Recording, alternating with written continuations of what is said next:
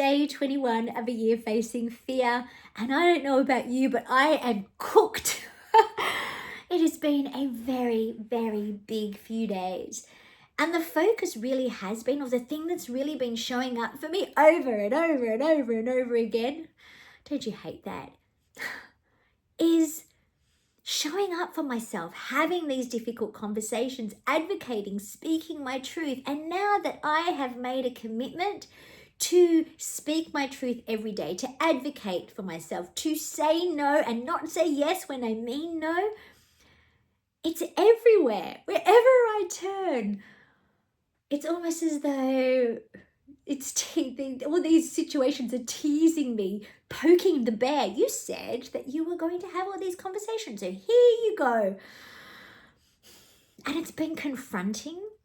But one thing that I've noticed is that the emotional or the physiological response, it has really dampened, in that I'm not getting that same amount of negative arousal every time I even think about having one of these conversations. I can feel that I'm a lot calmer and I'm not going straight into that stress response. So it's definitely getting easier the more that I do it. It doesn't mean that it's easy, absolutely not. And some of these conversations, there are consequences attached. And so that's really frightening.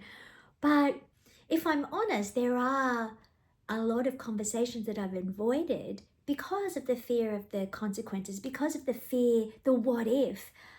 There are a lot of things I've avoided in my life in general because of the what if. But if we keep playing the what if game, then we keep ourselves really stuck.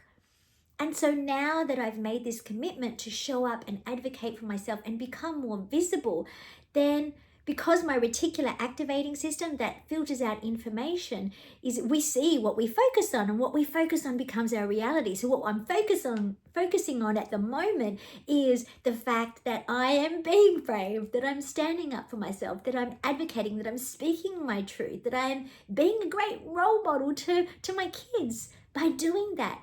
And therefore, what I see, my reality, my perspective of the world has changed. And now, wherever I bloody look, it's all I see. I don't know if you've noticed that, but the more that you start to face your fears, the more that you commit to showing up for yourself, the more you will see all of the areas in your life where you haven't done that, all of the areas in your life where you need to make a change, where you need to step up. And this is a good thing. It's not a comfortable thing. It's not an enjoyable thing sometimes, but there's growth in the discomfort.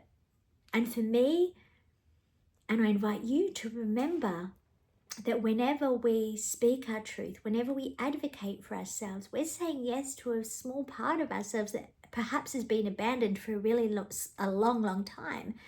We are reparenting ourselves. We're giving ourselves that security and certainty that often we seek from other people. We're giving that to ourselves. And that's a really beautiful thing. And so pop your comments below or send me a DM. What conversations are you avoiding having? Some of you have emailed about some of the tough conversations you've had and how it's changing your life. And that really, I love that. I love that for you. And so it's a reminder to be brave and to be strong, and let's do this thing together. And until next time, I want to remind you that I see you, I believe in you, and we have absolutely got this.